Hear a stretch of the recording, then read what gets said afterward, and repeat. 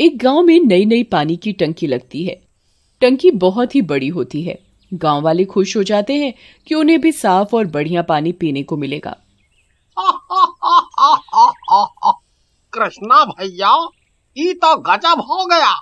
अब तो हम लोग भी शहर वालों के बराबर आ गए।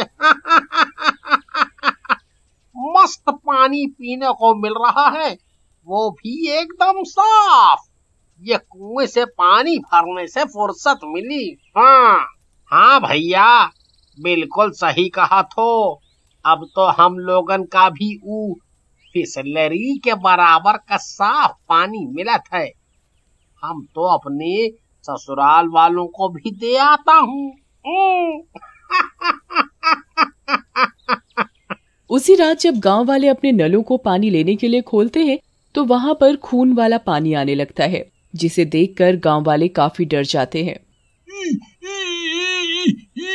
का है भाई, लगत है पानी की जगह खून आ रहा है।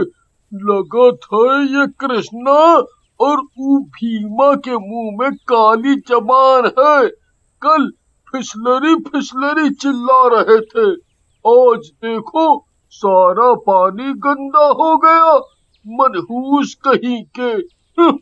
यहीं खड़े होकर पहलवानी दिखाओगे या बाहर भी निकलोगे घर से? सब गांव वालों की आवाजें आ रही हैं। लागत है सब बाहर इकट्ठा हो रहे हैं। गांव वाले रात में एक ही जगह पर इकट्ठा हो जाते हैं। तभी बैजू नाम का शराबी वहां से गुजर रहा होता है। उसके हाथ में एक बोतल होती है जिसमें वो लाल पानी भरा होता है। कृष्णा उसे रोकता है। ओ बैजू भैया, ये बोतल फेंक दो। इसमें जो पानी है वो तो खून है। अबे क्या दारू पिए हो? हाँ? अबे ये गांव वालों को रूह अफ़ज़ा भी खून लग रहा है। अरे नहीं नहीं बैजू भाई, वो सच में खून ही है। हम गलती से पी लिए थे, सच में बहुत गंदा स्वाद था। तभी गांव वाला बोलता है, अब यहाँ खड़े होकर ही सब बतियाना है। चलो टंकी पर और देखो क्या माजरा है। फिर सब गांव वाले मिलकर टंकी के पास चले जाते हैं और इधर उधर देखते हैं, लेकिन उन्हें कुछ दिखाई नहीं देता। तभी एक गांव वाले को टंकी के ऊपर एक लड़की दिखाई देती है। अरे भैया, वो देखो वहाँ पर हमका लगत है ऊपर कौनो लड़की खड़ी है। तभी गांव वाले की बीवी बोलती है, तुम तो आज घर में झाड़ू खाओगे, हमको मत देखो, सारे गांव की लड़कियां दिखाई देती हैं सिवाय मेरे। कहाँ बसंती? मुझे बताओ, मैं भी शोले फिल्म की तरह टंकी पे चढ़ूंगा और बसंती को उतार के लाऊंगा। बसंती। तभी टंकी का चौकीदार वहां आता है। सभी गांव वाले उसे घेर लेते हैं और पूछते हैं, ए चौकीदार, ये क्या है? ये पानी वाला खून कैसे आ रहा है? बताओ हम सब लोगों का। अब हम का जानी सरकार, ये क्या हो रहा है? हम तो चौकीदारी करत है बस।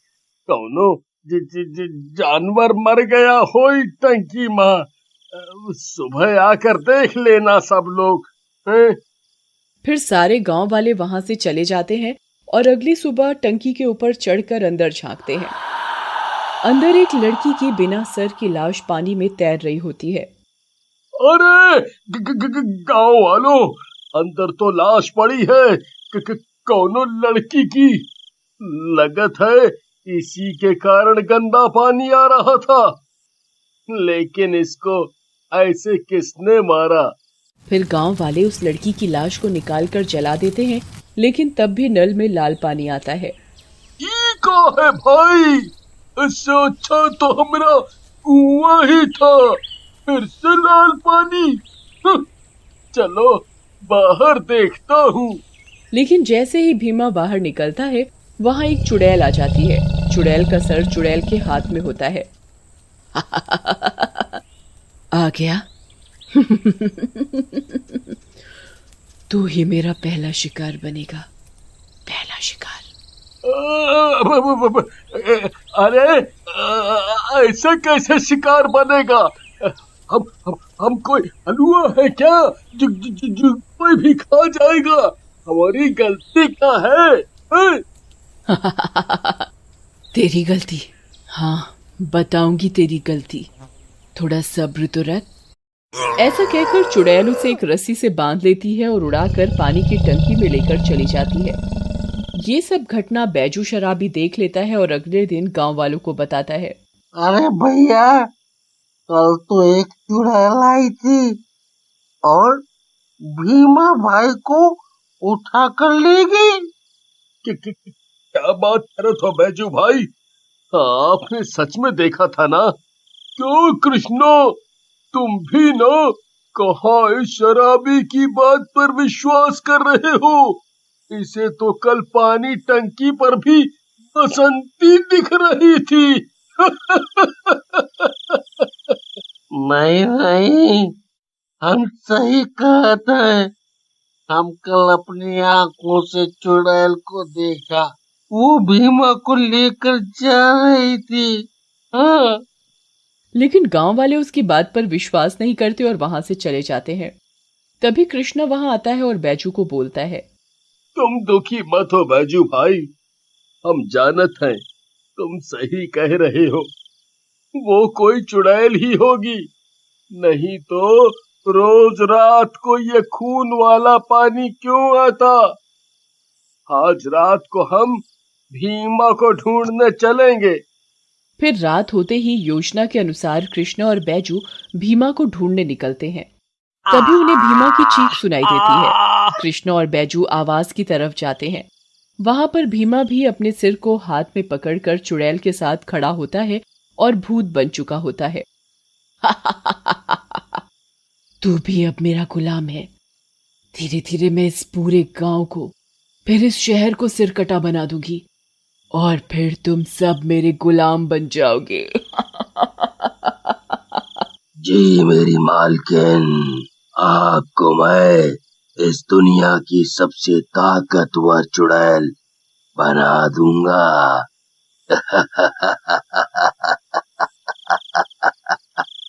ये सब देखकर बैजू और कृष्णा डर जाते हैं और एक पेड़ के पीछे छिप जाते हैं। ये क्या हो रहा है? सारी दारू उतर गई मेरी तो। मैं बिना सर का, हे भगवान मुझे बचा लेना। मैं बिना सर के दारू कैसे पीऊंगा? बचा लेना भगवान। चुप करो बैजू भाई, एक तो नशा करते हो, ऊपर से मरने के टाइम भी तुम्हें वही सूझ रहा है। जिंदा रहे तभी तो नशा करोगे। फिर दोनों वहां से निकलकर सारी बात गांव वालों को बताते हैं। अरे कृष्णा भैया, ये बात है तो हम सब बहुत खतरे में हैं। हमको जल्दी कुछ करना होगा।